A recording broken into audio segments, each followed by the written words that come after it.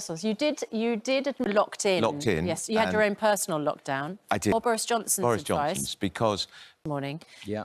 Saying Boris Johnson and his staff accused of breaking COVID rules by enjoying to work in both of these situations. Yes, but Right. When people were doing Zoom Christmas... They were. With elderly parents. Yeah. Or with members of the family they hadn't seen. And they find out that actually, oh, it was fine. Yeah. You could have had a party. Yeah, 7th of November, according to the Daily Mirror. And it was a leaving party for someone working there because it was work. Yes. It was allowed. That's right. That's going to perhaps be the technicality. I just don't see what the virus saw as different between people crammed in together. I did. I was just, Brother. And spend time together. Different added layers of things in order to... Who's 2 years younger than you, got COVID. Government's plans for social care. A lot of people sort of assume that's about elderly people. Changes to social care do not affect unpaid carers, family carers, older people who might be on their own. We see that with Bob. And his shed. We're just discussing the fact. Morning, Rob Rinder. Good morning. Good morning to our viewers.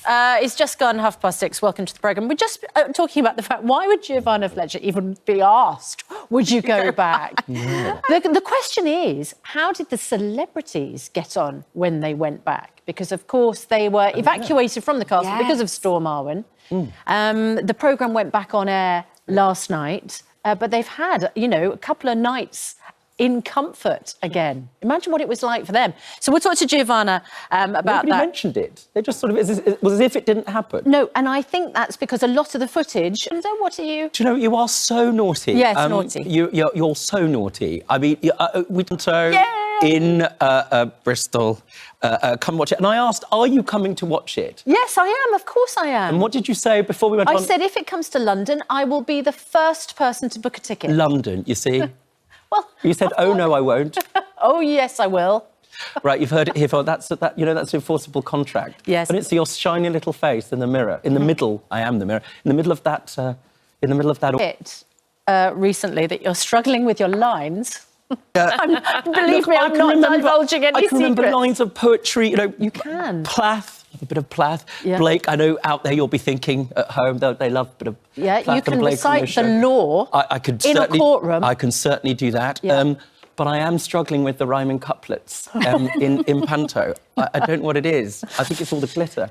Look, the government is struggling slightly at the moment with its message about what we're going to do this Christmas, because Dr. Jenny Harris said yesterday, don't socialise if you don't need to, which felt like, right, OK, Christmas parties, we need to reconsider.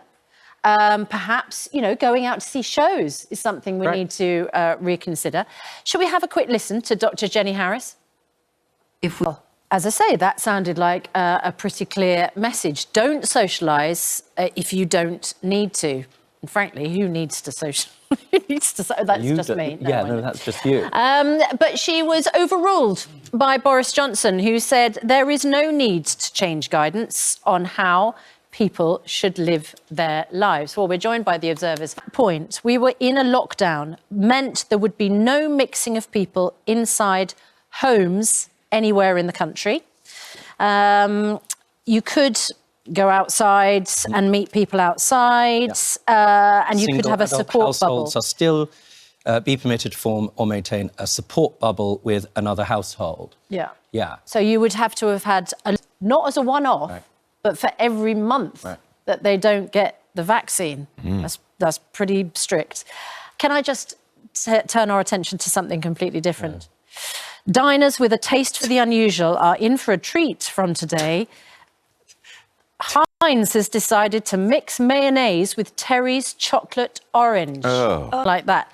It's a sweet festive concoction, and it's for slathering on crumpets or pancakes or eating straight from the jar. Disgusting.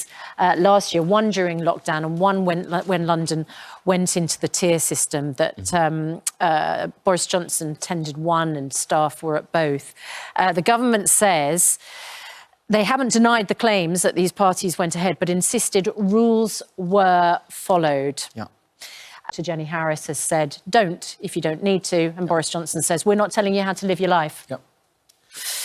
Well, apparently no one can tell him. They're right. And last year, people sat in loneliness, which we're going to talk about today, Yes. away from their families, in many instances where family members died and they couldn't be alongside them.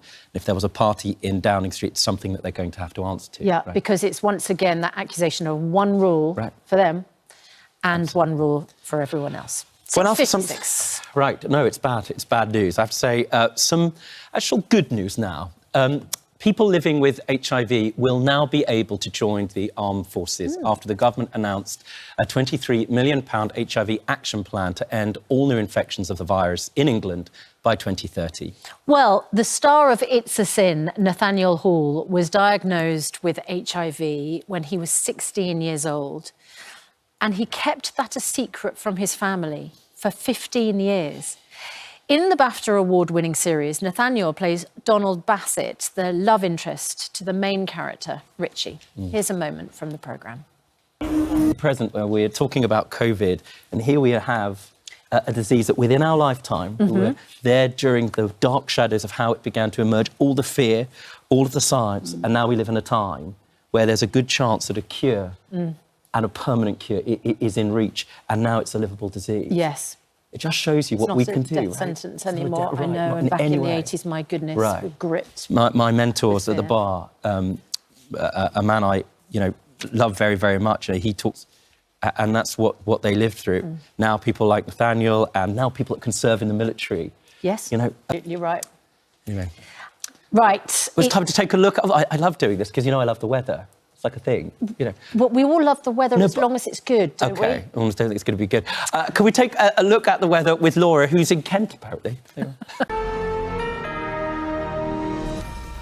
Good morning. We're here with a reigning queen. It's the reigning queen of I'm a Celebrity Castle, Giovanna Fletcher, who's 22, a ghost story following in Lily Allen's footsteps. And previews this weekend. Yes, They had a bit of a spooky weekend I with heard that. Storm Arwen. I mean, you are, you came onto the scene, and apart from anything else, all the various things you do, your amazing podcast. storytelling as well. So I think that's the thread that leads everything. And On Strictly Come Dancing Yeah. came to an end. An abrupt end. Your crown. I Castle. don't know. I was out The too. play is to 22, Yeah. 19 million 19 million. minutes Amazing. Come on. pledged. Keep pledging, and thank you so much for your time this morning. We're back tomorrow from 6 now. It's time to join. It's time for Lorraine. He's